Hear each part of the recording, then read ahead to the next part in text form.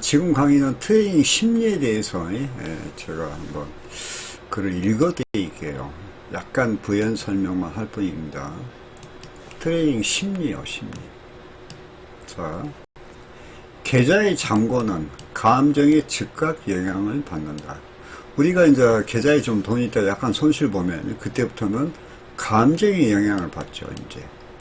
왜? 그 돈을 잃으면은 이제 매매를 못 하니까. 아무리 뛰어난 트레이딩 시스템이죠. 확보하고 있어도. 그러니까 이제 트레이딩 시스템이라는 것은 이제 차트야.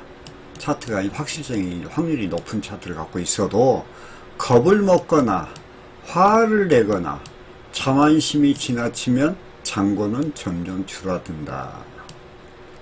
도박꾼이 느끼는 희열이나 두려움이 마음을 구름처럼 뒤덮고 있다면 트레이딩을 멈춰라.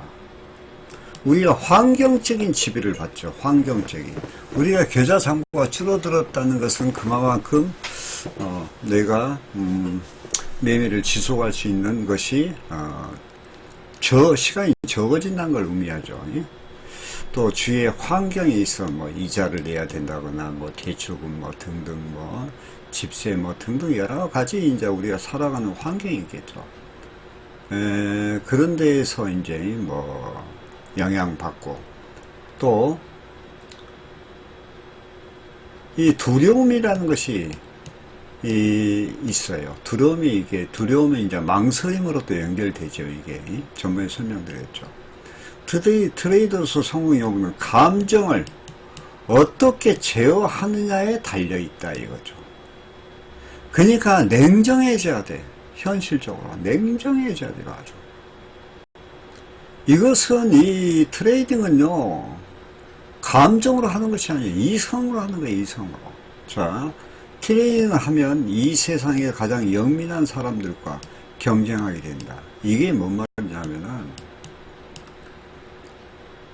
이 트레이딩 하면 이 세상에 가장 엘리트한 사람과 한다. 그것이 아니야. 이 파생은요, 엘리트도 또 못하는 거예요, 이게 사실. 엘리트들도. 즉, 말하면, 미국의 유수한, 대학을 나왔다든가, 머리가 좋다든가, 등등. 그거하고 이 트레이딩은 좀 틀려요. 중학교만 나와도, 고등학교만 나와도 할 수 있는 게 이 트레이딩이에요. 경쟁해야 된다. 경기장은 이미 내가 실패하는 방향으로 설계되어 있다. 그 말은 이 말이 뭔 말이냐면은 우리가 이 파생은 제로섬 게임이라죠. 그러니까 남이 이래야지 내가 따고 내가 이러면 남이 따고 그래. 제로섬 게임인데 미안하지만은 거기에서 수수료가 빠져요. 그러면 시간이 오래 가면 매매 횟수가 많다 보면 수수료로 다 나가버려요. 그런데다가 우리가 상대하는 사람들이 이런 기관 투자자나 그러니 트레이더를 많이 아주 유수한 트레이더를 확보하고 있느니 그런 업체나 또 프로들 고수들이죠. 예.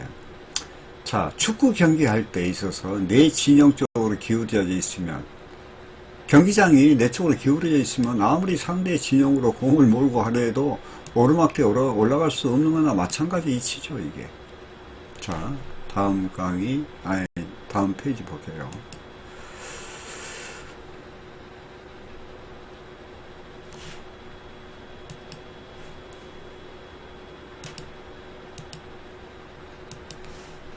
모든 트레이딩은 자신의 책임이다. 내가 시장에 진입하겠다고 결심해야 트레이딩이 시작되고 내가 빠져나오겠다고 마음 먹어야 끝난다. 괜찮은 트레이딩 시스템을 갖고 있는 것으로는 부족하다. 트레이더 대부분이 좋은 시스템을 갖고도 빈손으로 시장에 퇴출된다. 심리적으로 이길 자세가 갖추지 못했기 때문이다. 이게 심리학을 이야기합니다. 규칙 파괴 유혹이라는 것이 있어요. 시장은 구중궁궐에서 아리따운 예언을 건드리고 살게 해줄 것처럼 유혹하며 더 많은 것을 얻고 싶어도 부추기고 가진 것을 잃을까 두려움에 떨게도 만든다 이 말이에요. 이런 감정들은 눈앞에 놓인 기회와 위험을 감지 못하게 막아. 제가 이제 이런 이야기 한번 해볼까요? 저희 아버님께서 살아계실 때 저한테 제가 초기에 사업할 때인데, 어떤 네가 사업하니까 이제 기업의 기업의 목적은 이윤 추구죠.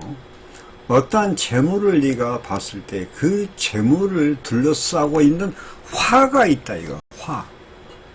내가 그 재물을 지불려 했을 때 거기에 둘러싸고 있는 화를 볼 줄 아는 눈이 필요하다.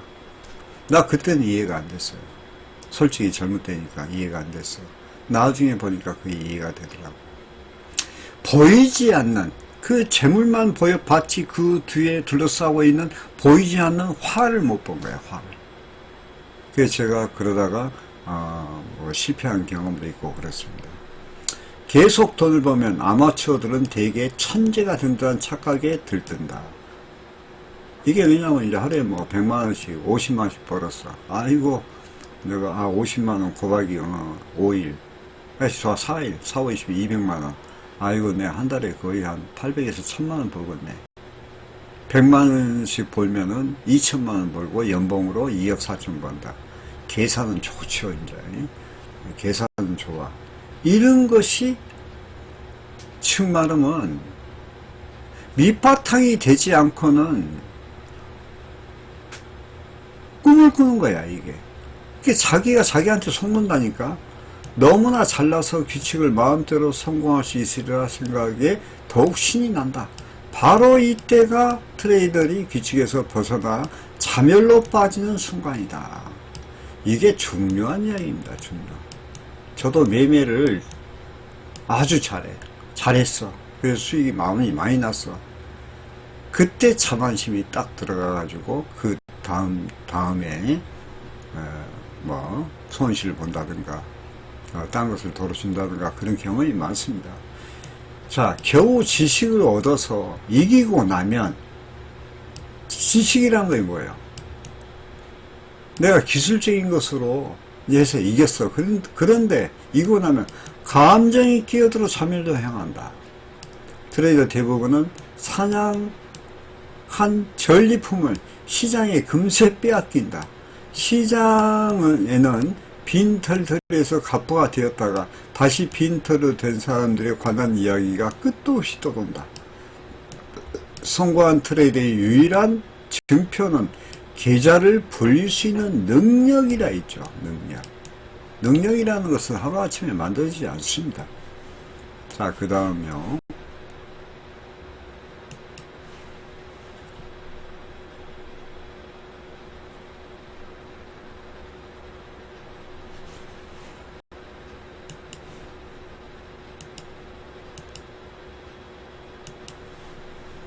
최대한 트레이딩을 객관적으로, 주관적이 아닌 객관적으로 바라봐야 한다. 자신의 트레이딩을 이전과 이후 차트와 함께 매 트레이딩의 일지를 기록하고 수시로와 체결오차를 포함해 모든 데이터를 스프레드 시트로 관리하라. 제가 이걸 했어요. 이거요. 근데 이거 하기가 그렇게 쉬운 건 아닙니다. 지금은 이걸 줄여가지고 제가 매매하면서 기록해버려요. 그냥 그때그때 복귀를. 그리고 엄격한 자금관리 규칙을 견지해야 한다. 이게 이제 엄격한 자금 규칙이라는 것은 손실이 어느 정도 나면은 매매를 중단해야 됩니다. 또 레버리지에 대한 규칙도 있죠. 시장을 분석하는데 투입하는 에너지만큼 자신을 분석하는데도 에너지를 투입해야 할지도 모른다. 투입해야 됩니다. 이게 우리가 기술적인 분석도 많이 하지만 자신에 대한 심리 분석도 그에 못지않게 해야 된다. 그 뜻입니다. 나는 트레이딩 기법을 배우면서 트레이딩 심리에 관한 책은 모두 구해서 읽었다. 내가 이 글을 보고 심리에 관한 책이요, 도박의 심리학, 설득의 심리학, 포카라의 행동 심리학 뭐 등등 책이 한 20권 돼요. 그 다음에 정홍기가 쓴 심리매매 기법 이런 거. 많은 필자들이 일리 있는 조언을 제시했다. 어떤 이들은 확고한 규칙을 강조했다. 시장에 휘둘리지 말라. 트레이딩 시간에 의사결정하지 말고 미리 계획하고 계획한 대로 트레이딩하라. 이게 바로 시나리오예요, 시나리오. 내가 가끔 이제 아침에 시황 설명에서 어디는 이렇게 될 것이니까 뭐 그렇고 어디는 이렇게 되고 오늘은 별로 시장이 별로 굴고 물론 다 맞지는 않아. 그러나 차트 보면서 분석을 하고 내가 지금 들어갈 종목이나 이런 것을 어떻게 해야 되고 방향성을 종목에 대한 방향성을 갖고 이게 매도인지 매수인지 그걸 판단하잖아요. 예? 그래서 미리 계획하고 계획한 대로 트레이딩을 하라. 시나리오를 갖고 있어라. 어떤 이들은 융통성을 강조했다. 어떤 선입견도 갖지 말고 시장에 진입하라. 시장이 바뀌면 계획을 바꿔라. 이게 실시간 수정의 중요성입니다. 이게 여차하면 매도로, 여차하면 매수로 돌릴 그런 유연성을 가져야 된다. 어떤 전문가들은 고립대라고 권고한다. 경제 뉴스도 이제 이 고립대란 이야기 경제 뉴스도 월스트리트 저널로도 보지 말고 다른 트레이드 말도 듣지 말고 자신과 시장만 생각하라. 그러니까 이제 이걸 보고 고립이라고 그래, 고립. 왜냐면은 이것이 바로 뭐 어떤 거냐면 전번에 이야기했죠. 앵커링 효과라는 데 앵커링 효과. 즉 말하면은 경제 뉴스, 그 다음에 월스트리트 저널 같은 거, 또 애널리스트들이 이야기한 오늘은 어떤 방향이 이렇고 저렇고 하느니 앵커링 효과가 걸리면은 거기에서 시장이 반대 방향으로 가는데도 그게 걸리면은 계속 거기에서 고집을 피우죠. 그러다가 그 앵커링 효과에 걸려가지고 폐가 망신한 것이 많이 있죠. 물론 예측은 해야 돼. 근데 예단하지 말고 항시 유연성 갖고 하라는 이야기예요. 흑자는 열린 마음을 가지라고 충고한다. 다른 트레이더들과 계속 교류하고 새로운 발상을 받으라고. 이 반대적인 거죠. 거기에서 조화가 나오고 중용이 나오는 거예요. 이게 다들 나름대로 일리가 있지만 보시다시피 모두 받아들이기에 너무나 상반된 주장들이 아닌가. 이제 결론 요것이지. 결론이 요거예요. 자, 다들 나름대로 일리가 있지만 보시다시피 모두 받아들이기에는 너무나 상반된 주장들이 아닌가. 이런데 휘말려 버리면 매매 못합니다. 좀 이따 이제 독립성에 대해서 나와요. 이제 자, 나는 계속 책을 읽는 한편 트레이딩하고 시스템 개발에 몰두했다. 제가 그랬어요. 트레이딩하고 몰두했다. 물론 정신과 의사로도 일했지만 트레이딩과 정신 분석이 연관이 있으리라는 생각은 전혀 못했다. 근데 연관이 있었어요. 어느 날 갑자기 깨달음을 얻었다. 이제 알렉산더 일더 박사 이야기입니다. 다음 페이지 볼까요?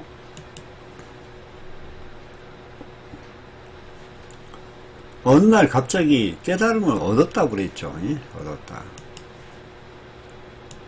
그러면서 이제 다음과 같은 글을 쓰죠. 나의 트레이딩 방식을 바꿔놓은 통찰.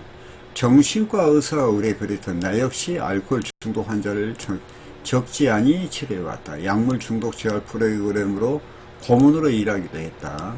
나는 얼마 지나지 않아 알코올 중독과 약물 중독자들은 전통적인 정신치료보다 그들 집단에 있을 때 회복할 확률이 더 높다는 것을 깨닫게 되었다.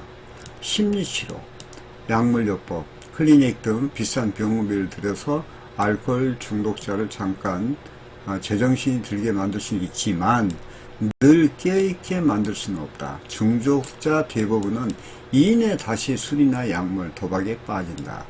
예컨대 알코올 중독자의 모임인 AA 같은 스스로 재활하고자 하는 의지를 가진 집단에 있을 때 회복할 확률이 훨씬 높다.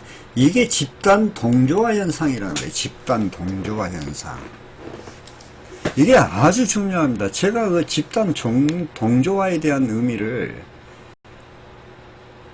왜 자꾸 강조했냐면은 매매를 잘하는 집단 속에 있어야지 바꿔져. 자기 못된 그 트레이딩 습관은 트레이딩이 잘된 집단에 있을 때 이게 바꿔지는 겁니다. 지금 이 약물치료 프로그램인 AA는 그 폐자들의 모임이에요. 이게 약물 중독자들이 모여 있으면서 자기 반성을 하는 거야. 그러니까 그게 또 뭐가 하고 연관되냐면은 아까 이야기했죠. 사람은 자기 자신의 잘못하고 교훈받기가 힘들다 했죠. 그냥 남의 잘못으로 인해서 그걸 바라보면서 자기가 잘못을 이러면 안 되구나 느끼니까 그 느낀 게 깨달음이 오니까 나의 잘못을 반대적으로 이야기하는 거예요. 그러면서 상호의 그 반성에 대한 후회나 이런 것들이 서로 교류를 하게 되는 거예요. 그러면서 이 AA라는 술 중독자 그런 약물 모임 프로그램이 활성화됐고 거기에서 재활의 능력이 키워졌다. 근데 파생은 뭐냐? 폐자들만 계속 모여놓으면 발전이 없어. 집단 동조화 현상이라는 것은 좋은 습관을 매매를 잘하고 올바르게 하는 집단 속으로 들어왔을 때 거기에 동화되는 것을 말해. 동화. 나도 모르게 동화되는 거야. 그래서 제가 그 기숙 매매를 예전에 했었고 그 다음에 이 방식이 터틀 트레이딩에 나옵니다. 터틀 트레이딩에 집단 동조화 현상이. 자, 여기서 A 회원들이 술을 끊고 재활에 성공할 확률이 높다는 것을 알게 되자 나는 그 모임의 열렬한 팬이 되었다. 환자들 중 음주와 관련하여 문제를 안고 이들이 있으면 AA나 AOA 여기도 똑같은 모임이네요. 네. 이젠 알코올 중독자들이 찾아오면 A에 가보라고 권한다. 이것저것 해봐야 시간 낭비에 돈 낭비라고 말하면서 자, 몇 해 전 어느 정신과 의사 파티에 가는 길을 친구 사무실에 들렸다. 파티가 시작되려면 2시간 남았던 터라 내 친구가 물었다. 영화 한 편 볼래? 아니면 AA 모임에 갈래? 내 친구는 당시 알코올 중독 치료 중이었다. 환자들은 A에 가보라고 보낸 적은 있지만 나 자신은 알코올 문제로 어려움을 겪지 않기 때문에 요 내용에 하나가 좀 있어요. 뒤에가. 근데 한 장 빼버렸습니다. 이게요. 짤막한 내용인데 결론은 뭐냐면은 나의 트레이딩실 바꿔놓는 이 그 통찰을 깨달음을 알코올 중독자 모임에서 봤다는 이야기야. 근데 이것을 나는 파생으로 돌려서 볼 때는 집단 동조화 현상에 좋은 습관을 갖고 올바른 차트로 올바른 매매한 습관을 가진 그 모임에 들어와야지 자기가 이렇게 벽이 있으면요 자기가 잘못된 그룹과 이게 그렇지 않는 그룹이 이렇게 있잖아요. 이렇게 그러면 여기로 이렇게 와 있어야지. 여기서 계속 있는 한은 이것은 계속 패자들의 이 습관이 계속 되겠죠. 여기는 성자들과 성자와 패자가 갈리는 지름길이죠. 여기 분수령이죠, 이게요. 자, 그렇게 보시고 다음 강의 넘어가도록 하겠습니다.